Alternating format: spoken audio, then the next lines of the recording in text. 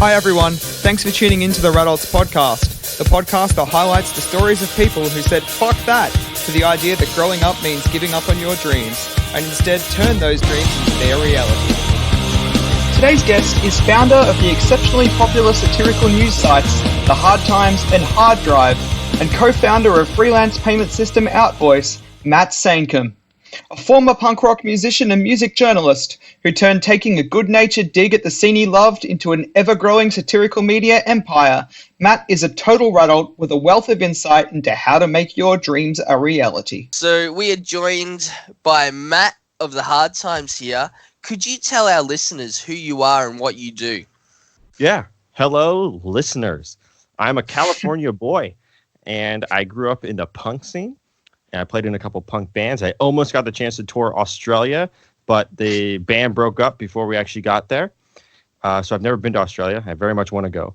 I started Hard Times about 5 years ago with my friend Bill Conway, and then very quickly after that, my brother Ed. And it kind of blew up overnight. People all around the world started reading it. Then we started Hard Drive, our video game vertical, and people started reading that one too.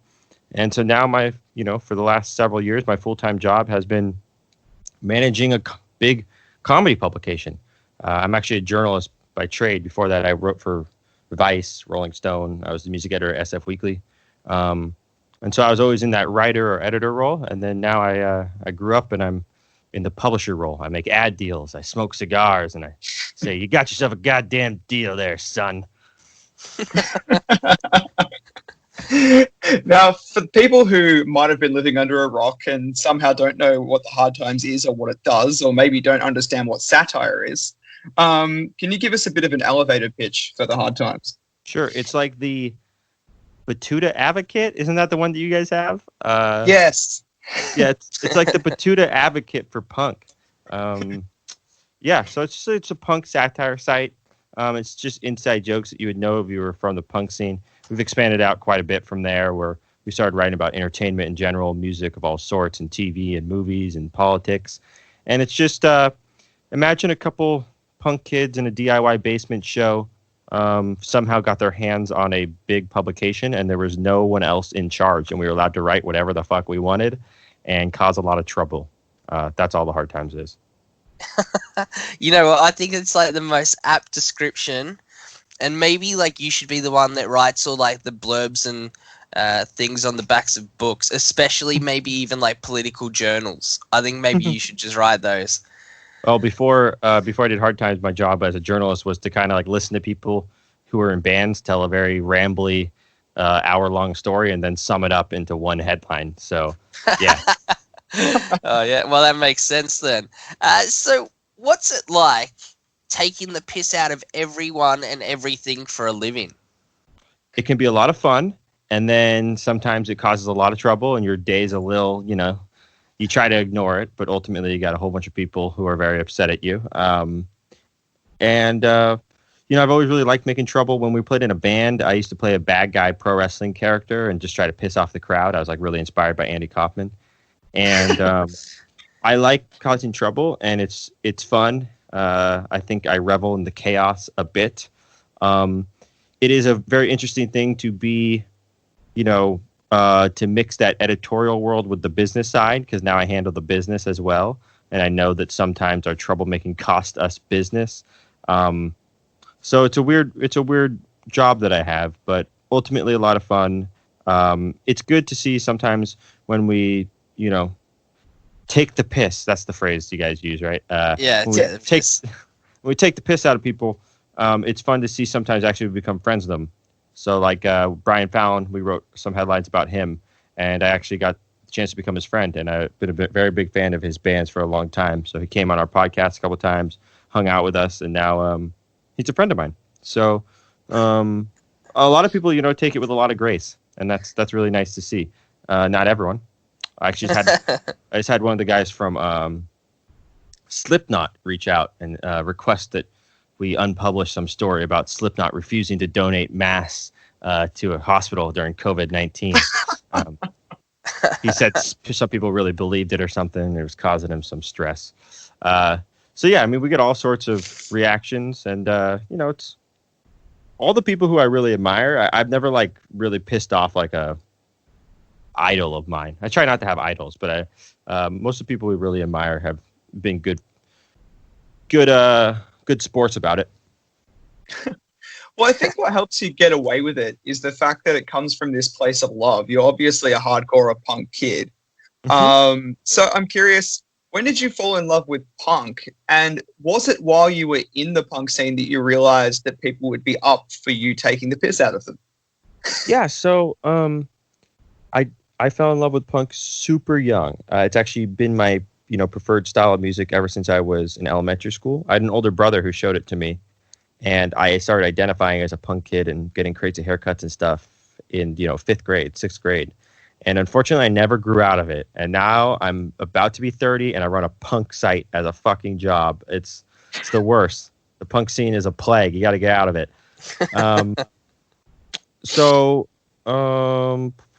The other part of your question, how long have I been a punk? And then how'd you work out that it would be a good idea to take the piss out of people? That's right. Sorry about that. Yeah. So I played in a band, and we were a very normal band for a long time. We got up on stage, we played our songs, we left, and people went, yeah, man, that's a fucking solid hardcore band. But eventually, if you go on tour, and every night you do the same thing, and all the shows are there's these 5 character types at every show in every city across the country. There's the grumpy sound guy, there's the sketchy booker, there's the opening hardcore frontman who won't stop shouting out his friends. There's the headliner who won't stop giving speeches. And you just start seeing all of these tropes again and again and again. And it's impossible not to make jokes about it. I found that almost every band, even the ones that say they're going to save the world and they're the most serious thing in the world, when they get into the van at the end of the night, they start joking around about this stuff, right? So I think what Hard Times is like a little bit of comic relief, where let's take those jokes we all kind of, tell in private about our one friend, let's generalize them a bit, and let's put them up on the internet and for everyone to see, and let's make fun of ourselves. So when I did that at first, I actually didn't think that the punk scene would like it, so I kept my name off the website. I was pretty convinced I was going to get beat up. I was not the most popular guy in the scene anyways, because I had already started doing that character, and that character had like a goal to piss people off. It's kind of like one of those shocking comedy sort of tropes. And so already a lot of people didn't really like me, and so maybe I felt more like I had nothing to lose than I was confident that they would enjoy it. But ultimately, I'm very thankful for that experience, because being a really diehard member of the punk scene, then getting cast out just a bit locally, actually gave me a lot of perspective on the punk scene, but also on life and how, groupthink works and how, human psychology is. And it really helped me understand kind of the world around me. And I think comedy does that same thing. It helps me poke fun at things I either don't understand or I'm trying to understand, and seeing how they react. And it's a fun way to observe the world through satire. I think you probably do a little bit of saving grace by the fact that you generalize, your targets. You're never going to like aim at that one person. You're aiming at anyone like that one person.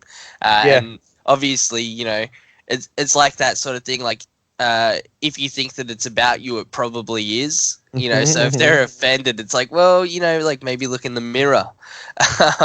We wrote some stories about creepy hardcore frontmen who date underage girls, and we had heard back that this particular guy was upset at us, and we thought, hey man, we didn't even mention you by name, so if that's you, that's fucking you. There's nothing I can do about it, right? We do some specific stuff when bands hit the news. The truth is, with Hard Times, I like to make people laugh, and I like to make people have a good time. And one of the main things I wanted to do when I was starting Hard Times was, there's a lot of depression in the punk scene, and a lot of people are very desperate. And I thought it'd be good to make more people laugh.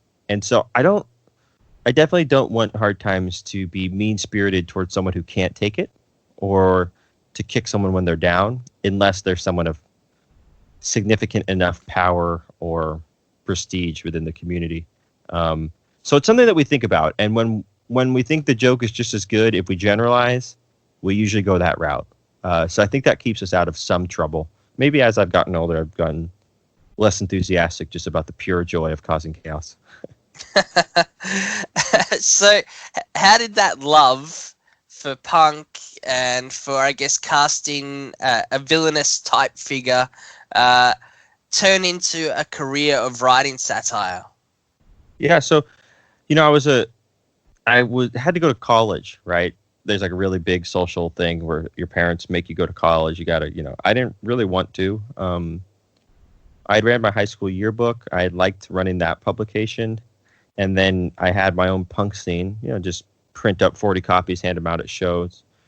And so when I had to choose a major in college, I thought maybe journalism.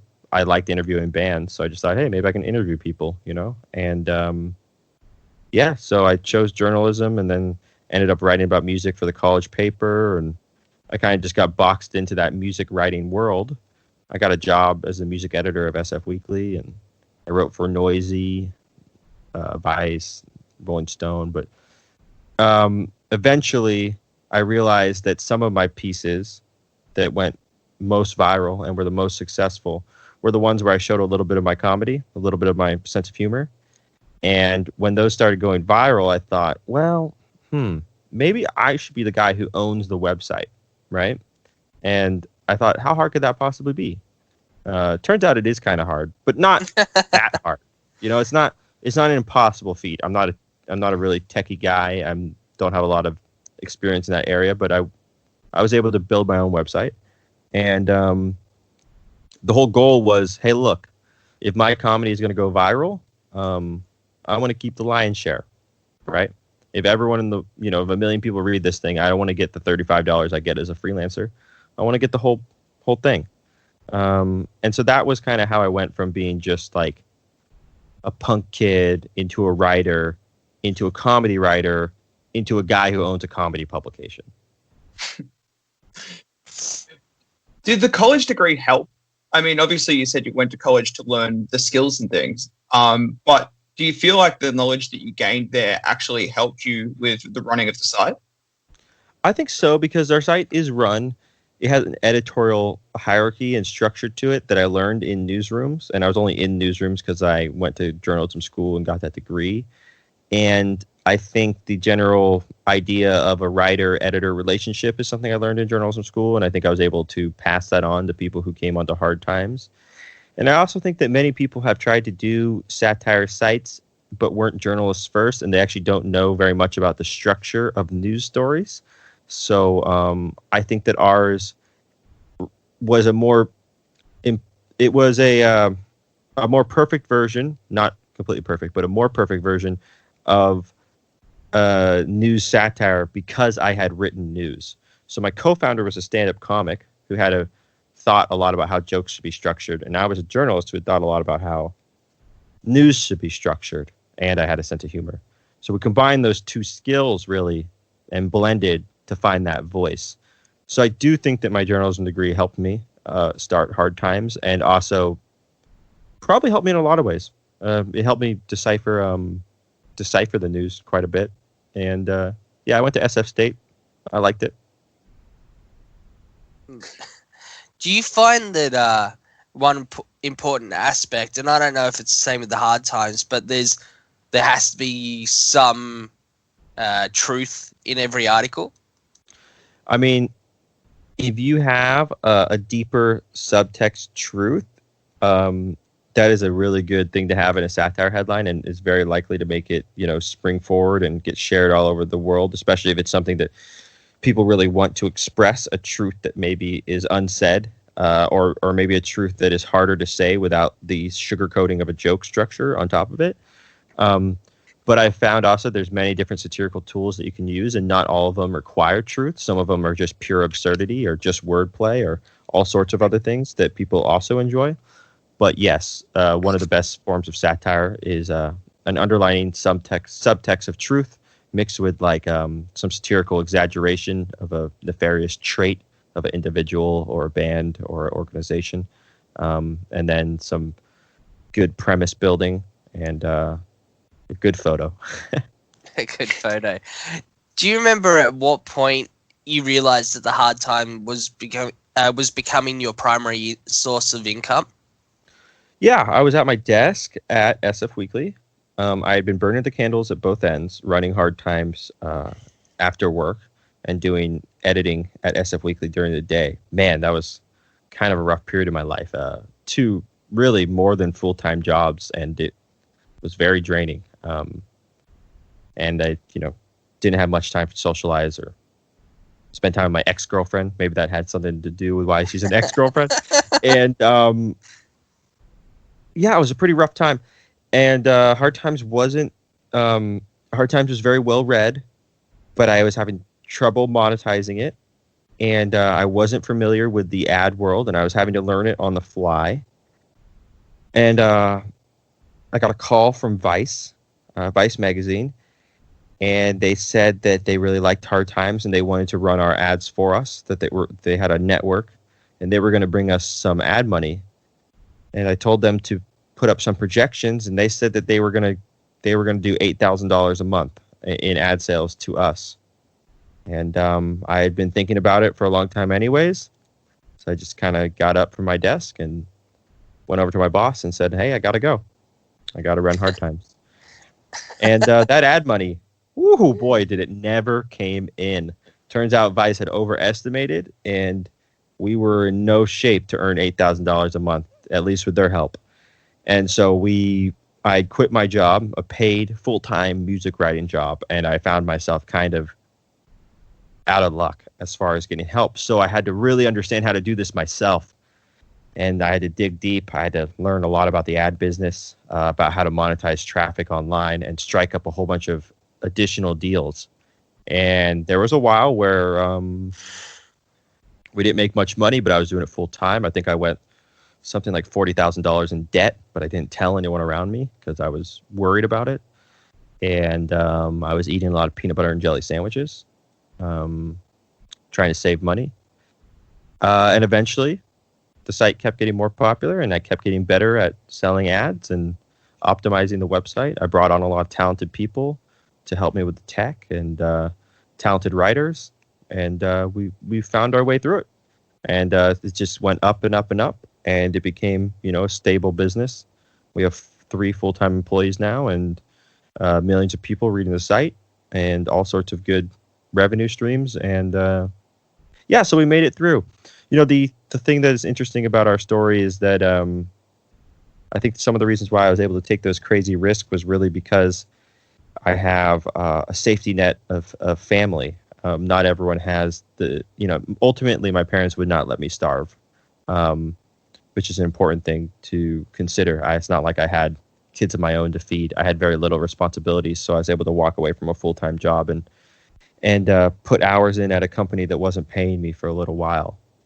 So part of Hard Times' existence and success has to do with just, my family's desire to stabilize me and make sure I was taken care of, even if I took a risk and flopped. Definitely. It's rad to see something that has that kind of DIY roots to it take off in the way that it has. And you've obviously taken a fair bit of the credit yourself, but then also passed on some to the people surrounding you, including your family. Do you owe any of the success to the subjects of your satire's ability to not take it seriously? Yeah, I mean, if some crew wanted to come fucking kill me 1 year into the site, we wouldn't have got here. I think part of Hard Time's success, I've been thinking a lot about this. Another really successful satire site is called the Babylon Bee. It's for Christian people.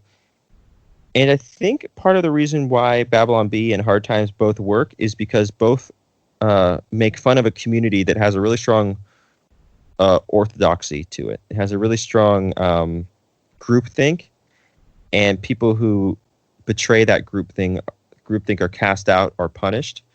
What does it mean to be punk? Those clothes aren't punk. That job isn't punk. We have all these sorts of ways of defining ourselves and keeping ourselves within check of our punk roots. And really that vibe that was built into the community is what allows the comic relief to have more of an extra punch and allows people to desire it and want it more than ever. So it's a big chunk of our audience is people who grew up in the punk scene but are now 30. And maybe they've seen all these elements of the punk world before, and they're glad that someone's poking fun at it because they're poking fun at themselves, and they're looking back thinking, yeah, man, why did I kick that person out of the band for their haircut? All those sorts of things. So I think it is credit to the people who took it on the chin, but it's also just credit to all of ourselves as little kids being super strict about, how high your Doc Martens should be and all that sort of stuff, where you should sew on your back patch, and if pyramid studs were lame, that you should get cone studs instead. All that sort of stuff. Well, as a 30-plus-year-old punk myself, I can say that you have successfully managed to compare the punk scene and the Christian scene in a way that not even Tooth and Nail had ever managed to accomplish. So well done. Thanks. And additionally, there's absolutely truth in what you're saying there. Like, the thing that got me into the hard times personally, and I'm sure Mike has the same kind of origin story, is the fact that I could see, I'm still a practicing punk musician right now, and I can see all of the stereotypes in all of your articles. Like, I've lived those experiences, and I know I'm part of the problem and part of the reason why they exist. So it's... Yeah, I think part of hard times is like sharing that community bond. You and I live across the world from each other, right? But we see the same things in this community, and that ability to tell a joke in California that resonates in Australia has to do with the fact that you and I have a lot of similarities in our interests and in our culture and community. And I think that's, a big part of what the hard times is people all around the world coming together who've experienced the same things and maybe chuckled to them themselves or laughed about it with their friends. And now there's just a platform to do that on a larger scale. It's all of us just going, hey, we know that guy. Yeah, exactly. When we read that. There's just millions of punks just being like, yep, or I know that guy, or that's me. Yeah, 100%. There's always that little bit of like deep-seated shame when you read something and go, oh, yep, that one's me. I just read that as I'm like crying into a box of Kleenex. Exactly. Obviously, like, still touching base on what we're talking about here. It's fair to say that not everyone is in on the joke, and obviously, it can take a little bit for people to actually really understand satire and the context that comes with that. Can you give us some more like memorable examples of people just not quite getting it? Yeah, sure. We have a writer, John Danick, and he wrote a headline that was something like NoFX's Linoleum wins Floor Trends Magazine's Song of the Year 25 years running. We got a cease and desist letter from Floor Trends Magazine's lawyers saying that if we didn't tear down the website immediately, they were going to sue us into oblivion. It was so funny. And so I just typed back, go fuck yourself, and I hit send. And I haven't heard from them since. It's been like 6 months or something. But, Floor Trends Magazine was very upset. Also, Alien Ant Farm, we wrote some headline about them, and I got an email from like their bassist, and he was like, what the fuck is this? We never said this shit. Why'd you make up this fake article about us? Like, I would never say that quote. Where'd you get that quote? Like, and then maybe 15 minutes later, I got another email from him that just said, someone filled me in on the joke. Okay, fine, I get it, whatever. So yeah, there's been quite a few of those. That's great. Sorry, I'm too busy just laughing at that setup. I had my mic on mute so I could just laugh my ass off. Is there anyone in particular that you're proud or honored to have offended? I think. I don't think usually when we do these things, we want to like to say something truthful or prove a point, or we're not really trying to offend people. But one of the things that I did think was funny is recently someone told me that we wrote some article about Marilyn Manson. You know that whole rumor about him like taking out one of his ribs to suck a dick or something, or to suck his own dick. Yeah. I've been so fascinated with that rumor because it was like a rumor before the internet was really popular, which is like funny that we all heard it. So Yeah. where did we all hear it? Was it just like at our family get-togethers? Your cousin would come up to you and say, "Did you hear Marilyn Manson?" I don't know. Was it on TV? I don't know where that rumor got started. But we did some joke about that. I think it was like Marilyn Manson removed second rib so he can eat his own ass or something. I don't know what it was. And apparently someone printed it out and brought it to a meet and greet to have him sign it, and he was like very upset. And I'm not like proud to offend him or anything like that, but I just think that's a funny thing to happen. So this episode's dedicated for that one fan that printed that article out to have him sign. There was also one of the members of Jello Biafra's. So Jello Biafra, we wrote a headline about him that was like, lucky passenger wins 10-hour free spoken word performance by sitting next to Jello Biafra in a plane. And there was a picture taken by some of his band members and put on Instagram where they were sitting next to him on a plane, and they just took a picture of him, and then their caption was that headline. I thought that was really funny. That's good. So on the other side of the coin, we don't want to obviously make you out to be the bad guy here or anything like that. Are there any acts that you're proud to call fans of the Hard Times? Quite a few. I actually have a little playlist that I put together at one point several years ago of bands that had publicly expressed joy around the Hard Times that I had grown up listening to. It's everyone from Operation Ivy to AFI and Rancid and all Blink-182. All these people who had shared or posted about these Hard Times headlines that they liked. I think it's gotten to the point where, we had CJ Ramone on our podcast. It's like the Ramones were a huge band for me. It's gotten to the point where it is overly humbling, the fact that the community that shaped so much of my life and the bands that I grew up learning how to play drums by listening to their records and stuff ended up reading our site and enjoying it. So yeah, the list is very long and is very cool to think about. That must be really humbling to really see that sort of thing happen too. Yeah, I mean, I don't know. It's a cool thing that you could be. This punk community, right? It's so big. I'm just like a kid at a show. You know what I mean? And then eventually I have like some of my favorite bands of all time playing shows in front of the Hard Times banner. Like we had Judge at Gilman, and we had Youth of Today play at Gilman in front of a Hard Times banner, and then they took I got to go eat dinner with them afterwards. You know what I mean? Like there's a lot of things that have happened to me where it's just like, damn, this is like, these are bands that have really shaped not just my life and my interest in music, but how I see the world. And they have an appreciation for this thing that I played a role in building. It's very cool. Now, we touched on this a little bit earlier, but I'm interested in this from an editorial point of view. When it comes to the content that you put on this site, I've noticed that the stuff with the biggest payoff, it has more of a niche kind of grounding to it. But obviously you have to balance that out with more popularist pieces. How do you find that balance from an editorial perspective? Yeah, the niche stuff is really interesting because it's like you could write like a really niche joke and you could think like, oh, no one's going to get this. But it's actually like the fervor and like the engagement in that niche community actually makes it like the bigger article.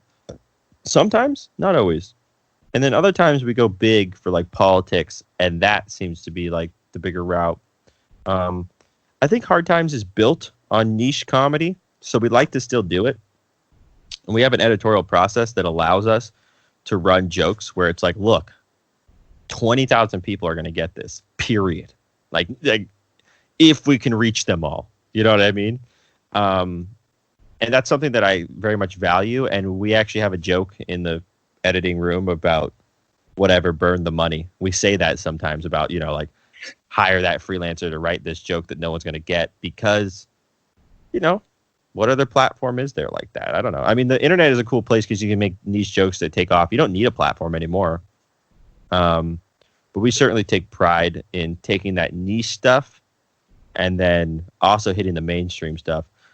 We kind of like to think about Hard Times as like we used to just write jokes that only punks in a basement show would understand. Now it's kind of like punks in a basement show writing jokes about the entire world. So it's like still that same perspective of the niche comedy and the niche subculture, but maybe attached to the world at large. That's something that we've been trying to gear ourselves a little bit more towards nowadays. Absolutely. We touched on it a little bit earlier on about advertising and, what you'd been offered, what it shaped up to be, and the reality of it. You obviously, as an online outlet, rely on advertising. How do you find the right advertisers to work with the hard times, based on the fact that you're a satire site? Yeah, so that's a great question. If I knew the answer to that question, like truly, I would be a rich man. I'm still learning every day about this sort of stuff. The advertisers that we work with directly are mostly people who really see the Hard Times as something that their consumers are attached to. So mostly labels and brands that, like a AI company that works with, mastering your band's record or making records, these sorts of advertisers, they all work for us. There's a whole nother level to advertising, which is programmatic advertising, which is mostly run through like Google and Amazon and Facebook and some other big players, where it's like McDonald's runs ads on our site, but we never talk to McDonald's. And it's all through these digital programmatic exchanges where like they're finding specific demographics and then bidding against each other to get the eyeballs. And that is actually how most of our advertising works. So if you go on to the Hard Times right now and you see an ad, you might see an ad for like a Lexus. I don't know anyone at Lexus. When you have a direct advertiser, it's a better relationship for the publisher. And part of the reason why so many publishers are dying right now is because direct advertising is going away. When Vice promised me that $8,000 a month as a projection, they were counting on direct advertisers, and they did deliver some. Like we ran an Apple Music campaign and a couple other things. But their direct advertising business was dying, as was every other direct advertising business on the internet. So it's a very rough business to go into. And as such, we are always moving away from it and instead getting into merchandise and subscriptions and licensing our IP to make books or TV shows, all sorts of different things. Advertising is a really interesting but tough business. I've learned a lot about it. We've survived, but I don't have a warm, fuzzy outlook for it right now. COVID-19 has crushed a lot of marketing budgets, which falls onto publishers like us. And so we are looking to reinvent our business. The phrase that we use is, evolve or die. That is a small business mantra. Continue to evolve or you will die. And we have a lot of different ways we can evolve, and we have a lot of different offers on the table, and we're weighing all of them. And Hard Times is very likely to be around for a very long time. But what form it will be in, I don't know. That is, the thing that we do is very interesting and weird and precarious. We started our company with $800. We never have taken any investment or taken out any loans. So we built something just by our fans supporting us and reading us and taking that money and reinvesting it again and again and again. And every year we grow. That it means that we have a lot of really strong things going for us, but it also means that we're not super durable. And when hard times come around, we have to evolve quite a bit in order to stay competitive. So, we'll see.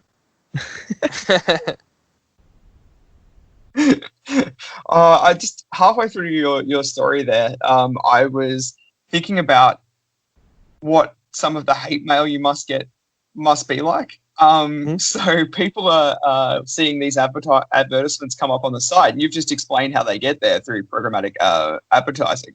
But have you had any punks like just start accusing you of being the biggest sellout in the world because you've got a McDonald's ad or like a propaganda like opposed to your existence now? Yeah. We get a decent chunk of that. A lot of people don't understand how the programmatic ads work, and I think there's also a legitimate argument to be made that even if that's how programmatic ads work, I still have some responsibility to, I don't know, find and ban the certain advertisers, which I believe is possible within the technology. Not that I have the time to do it.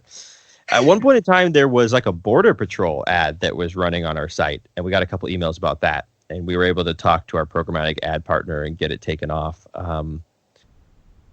But it's funny. I always think like, look, if they want to burn their fucking money on our site, like I don't think very many people who read our site are signing up to be Border Patrol agents. But yeah, I think I get called, or we get called a lot of things. I think not many people who read Hard Times know who I am, statistically, and they call Hard Times all sorts of things, and I see it. I don't care. There's a perspective thing that happened to me was when I played in a band and we played shows locally, just only, the individual opinions of people in the scene mattered a lot.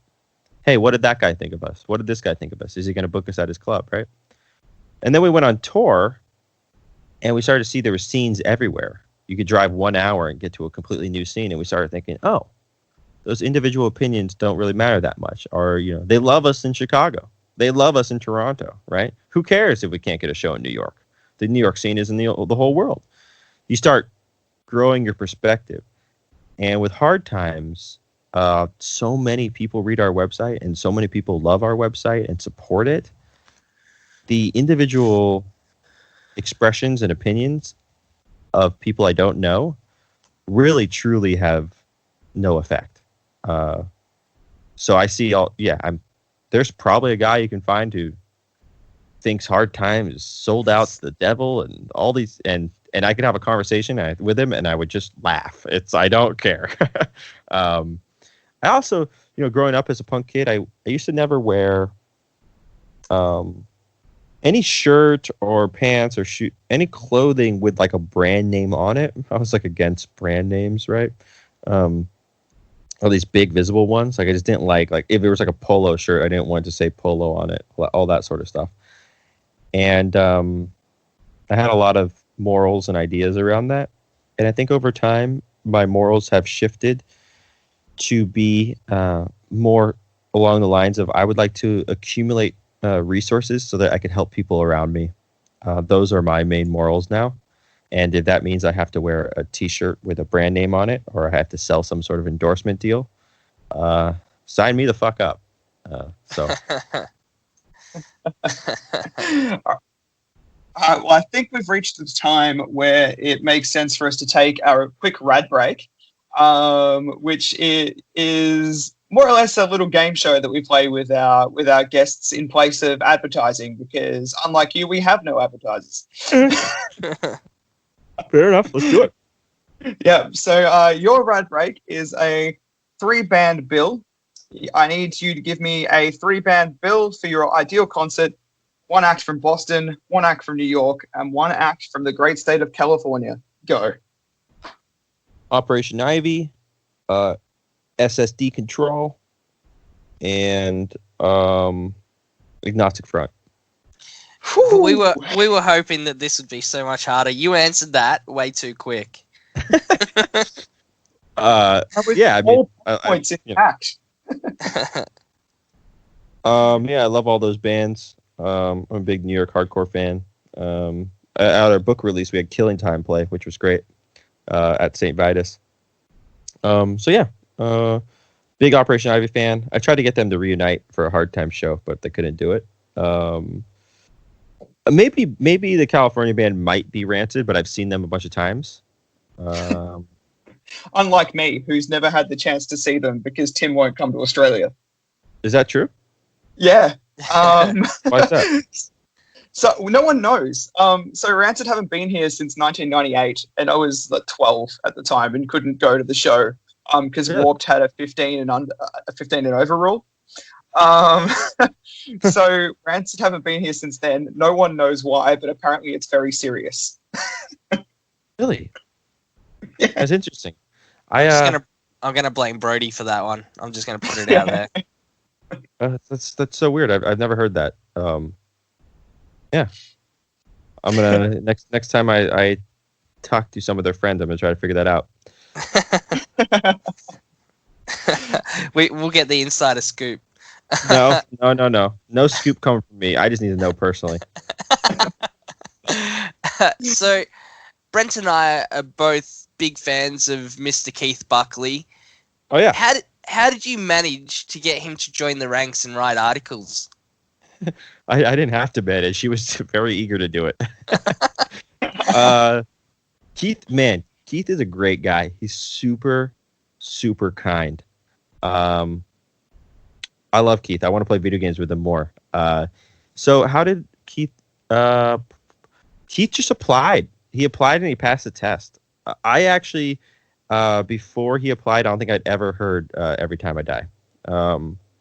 So I wasn't necessarily a fan. I just didn't know of them. I've since become a fan by listening to them more. I've seen them live a couple times. Great band. But yeah, Keith just he has a comedy writing little side gig. He's written a couple novels.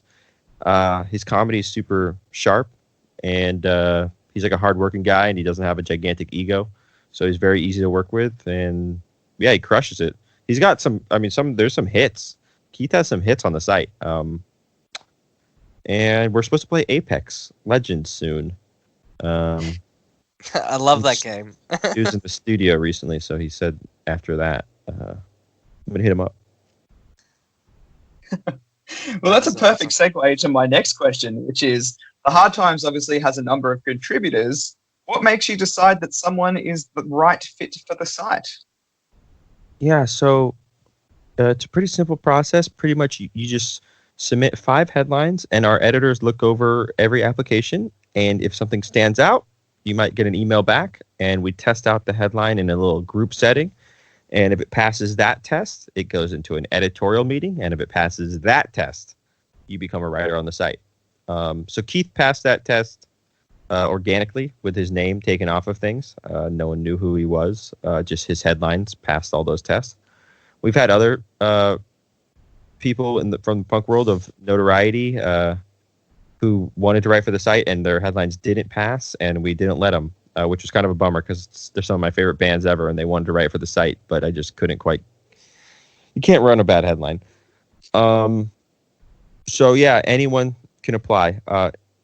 If you go to our Hard Times website and then go to the About section, there's a link that describes exactly how to apply, and there's a program, and you just submit to it, and then it goes to all of our editors' email addresses, and then if they like it, they get back to you. That's a really awesome DIY egalitarian approach to obtaining your contributors. So you've definitely still got the punk cred. Our publication is too egalitarian. It should probably be more dictatorship, but I unfortunately was raised in the punk scene, so there's like so much fucking voting on everything, and everyone's got some say. It's a nightmare, dude. It's like a fucking punk club up in here. I'm trying to decide on these things. I'd like to think that George Orwell would probably be a fan of the website. Maybe. I don't know. Now, looking to the future, do you have plans to expand into other media? Like, you've got the podcast happening, which I listen to. It's a great listen. Thanks. What about things like TV? Yeah, I mean, we got a couple TV shows that we've been kicking around. We shot some sizzle stuff. We've pitched it around a bit. Haven't got a chance to pick it up. We're working on a thing with Twitch right now. They might pick up something from us, from our video game section. I found that TV stuff is, a couple punk kids getting together and making a website and putting some words up on the internet is very DIY-able. getting something on TV or Netflix or something like that is, I think you have to shoot like 100 times, maybe 1,000 times, and then one gets through, and the one that does get through gets put through the filter of these other people. And I think the Hard Times has had a hard time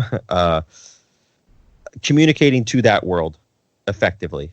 I think that we have a lot of really good ideas, but we don't understand exactly what we should be pitching. We just got an agent for that reason, actually, who's going to try to help guide us through some of that stuff. I would very much like to see the Hard Times expand out into a web series or a streaming show or something like that. We did a book, and that was great. I'd like to do another book. I love the process of taking nothing and turning it into something.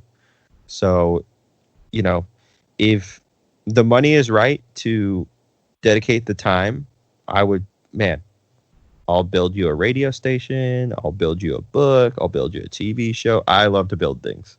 So we're always hunting for those sorts of deals, and hopefully one comes through soon. Yeah, well, I mean, look, you automatically get 2 fans in Brenton and I with whatever you put out next, so that's good. Thanks, man. I appreciate that. So you're not only known for the Hard Times, you've created Hard Drive. Can you tell us a bit more about that? Sure. Yeah. Just a small side note, like, I don't really create any of these things like myself. I put together teams of people, and I just kind of like empower those people. I'm kind of like a baseball coach or something like that, right? And I'm usually not leader. Yeah, I'm not like the star player. So Hard Drive, as soon as we started Hard Times, I very much wanted to expand out into video games. Hard Times got kicking off pretty strong pretty quick, and I started to see like, oh shit, what else could we do, right? If this is our punk thing, what else could we do? And we tried a couple things. We tried a conspiracy theory website, and we tried a extreme sports and MMA site, and both of those flopped real bad. No one read them at all. Eventually we got around to my first idea, which was a video game satire site. We started it about 2 years ago, and it kicked off real strong, real early, and it continues to show a lot of promise. And the main guy in charge there is a guy, Jeremy Kaplowitz. He was a contributor at our site. He had to pass that test just like everyone else. And now he owns a piece of our whole company, and he runs that site, and he's a full-time employee for us. So he was able to create something of value, and then the company was able to give him some value back. I really like the idea that almost all of our people start at the very lowest levels of our organization. And if they just continue to kick ass, then they just get put in charge of things. We've never hired outside of our organization for any serious role.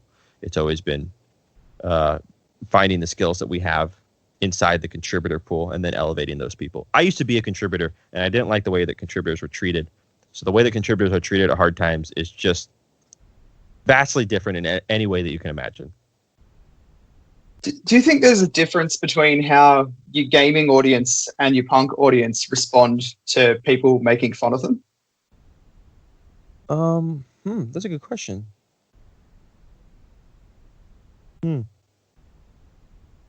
I think you're less likely to get beat up in the gaming world. That's for sure.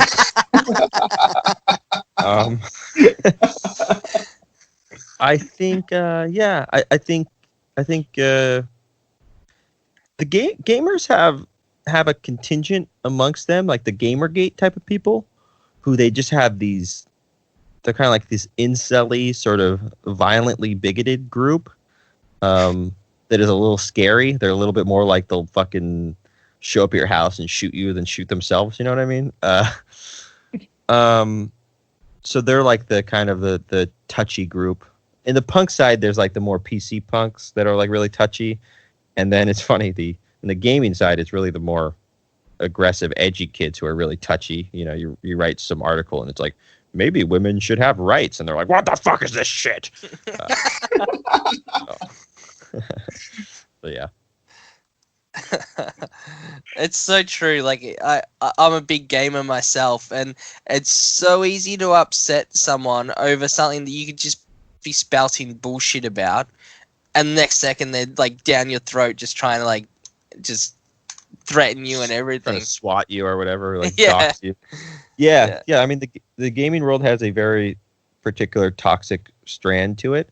It also has a lot of really great people in it, and I like the gaming world a lot. I think I was a gamer before I was a punk, a little kid playing Mario, and I love video games, man. We've been doing these masks. We were making these masks out of our T-shirts, and it took me. I was working 12-hour shifts with my girlfriend like every day for like fucking 2-3 weeks. It's just too many orders. It was a nightmare, right? And tonight, after this podcast, I'm gonna fire up PUBG for like the first time in weeks. I got the squad ready to go. I can't wait to get back to playing. I haven't played video games in weeks because of our business. Well, we won't keep you much longer. We're wrapping it up now. We do have an important rad break coming up, but I think Brenton's got a question before that. I do. Now, you obviously never sleep or aren't particularly fond of sleeping because you're one of the brains behind Outvoice as well, which is a payment system for freelancers and contributors. What can you tell us about Outvoice? Yeah, okay, so one of the first times I ever got paid to write about music, I was offered $12 to do it. I was still very excited. Technically made me a professional music journalist. I got right to it. I wrote the article. It went out.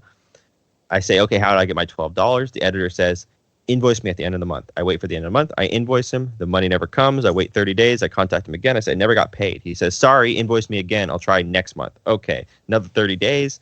Invoice. The payment never comes. I say, please, can you get me the $12? At this point, I've already wasted too much time trying to track down this $12. He says, I'm going to walk it down the hall right now. It's a classic phrase in the journalism world. He walks it down the hall to the payment people. Payment people cut me a check for $12, right? They send me the check 5, 6, 7 days in the mail. Check shows up. I get the check. I walk it down to the bank. I'm thinking, I'm a fucking professional music journalist. Put the check into the ATM machine. It says, this is a check for $12. I say, great. Press accept. I walk away. Okay, a couple days later, I get an email. The check, the way that the person in accounting had signed it, they swiped through some numbers on the bottom of the check. The check has now bounced, and I've been charged a $35 fee for putting in a bad check into this machine. So I have now paid, 20-something dollars to write about music and waited 3-4 months to do it. This is a story that is all over the journalism world. The way freelancers are treated, the way that they're paid, the amount and the time, the amount of control that they have over their own words, the way that they're communicated to, the level of information they have about the businesses that they're working for, the benefits they get. I personally believe it is all fucked up. It is wrong morally, financially, but also in a bigger business sense. I believe that these businesses are hurting themselves by treating these people this way. So I became a publisher, and I wanted to change some of that. The hard times, we changed that in a lot of ways. Instead of pitching your stories to just an editor, once you pass that editing test, you actually pitch your stories to every other freelancer in the company, and those people all get to vote. And the headlines that get the most votes then get brought to an editor's meeting where the ultimate decision is made. What this allows is freelancers to have a voice in the publication that they work for. They're also given a ton of information about where the company is headed and what we're interested in doing and the threats coming up. The business. It's kind of like an open book situation. We have meetups across the country. We have a yearly party. Every year we give out an $800 grant because we feel like we started something with $800. We think our freelancers should go try to start something. So we give one of our freelancers $800 for a project that they want to go pursue. Yada, yada, yada, yada, yada. We try to improve all the shit that I had to go through as a freelancer. But the payment thing, there was really no easy option out there. And that bothered me. I tried to figure out better ways to do it, but there really wasn't a good solution. I searched around. I couldn't find one. It stuck in my head. And after several years, I felt like it got to the point where I needed to build the solution. I teamed up with Issa, who actually used to play in a punk band called Good Clean Fun. He's a very talented developer. And together, him and I brainstormed, crafted, and then funded and built this thing called Outvoice. And what it does is it allows publications to pay freelancers with the same click of a button that publishes their work. And the money goes directly into their bank account as soon as you click that it starts transferring to their bank account as soon as you click that publish button. The invoice is automatically generated, filed, and then organized for tax season. Everything is automated and simple. There's no pain and no reason not to use the system. So we fixed the problem, and now we are selling that technology to publishers around the world. One of our bigger publishers is Rolling Stone Australia. So if you're a music writer in Australia and you're listening to this and you want to try Outvoice, go pitch Rolling Stone Australia. I will be doing that when I get off of this interview. I want to see how this system works, and believe me, as a freelancer myself, the invoice method of payment is quite a difficult thing to be relying upon, even in a country that's as regulated as Australia. I can't imagine what it's like in the US. It's sort of like the wild, wild west out there. It's bullshit. But even in Australia, it's good. So there's a company in Australia called Bragg Media, and they own Rolling Stone Australia and the Bragg and Tone something. I forget what the other one. They own Tone Deaf, yeah. They own quite a few, and their CEO understands those problems the freelancers went through, and he wanted to fix it. So they're on Outvoice now. So yeah, you should try. I would love to hear your experience. It's a pretty fucking cool system, and one of my missions, although I have too many missions, I assume, is to make it the new standard. And I'm working on stuff all the time to try to do that. It is very difficult to find. It's very difficult to uproot existing systems and to put new systems in place, even when those new systems are better. People are resistant to change, and accounting systems in general. People are very worried about breaking them. They don't like to, even if it's running really poorly, they're scared about pulling out all the piping and putting in some new ones. So we've had some resistance, but we've also had some success, and we've got some cool stuff coming up that I think will spread it even better. No, that's really good to hear. It's good to see that, people that have been dealt a shitty hand in the past, your $12 story, or should we say $20 story, obviously affected you enough, or made you just, realize that much that, people can need help or do need help with these situations. Yeah, man. And, the thing is that a lot of times in life, you don't get the opportunity to work on things that would have helped yourself in the past. I think I've been very lucky to get where I am at, and also lucky to know the people who have empowered me. So I don't have any tech skills. So it's really, my friend Isa, my co-founder at Outvoice, who decided to dedicate the time and energy and money to this project to make it a reality. So I think I've been very lucky to get to where I am, to get an opportunity to try to fix some of the things that I don't like about the world. But even more than that, I'm just lucky to know the people who really have empowered me to do all these things. I think the older I get, the more I see that really nothing great is ever built with one pair of hands. You need people working together. And so finding the right partners and the right team members and moving together as a unit is so much more important than any one individual. Absolutely. So before we wrap this up, we've got one last rad break to play with you before we let you go on and play some PUBG.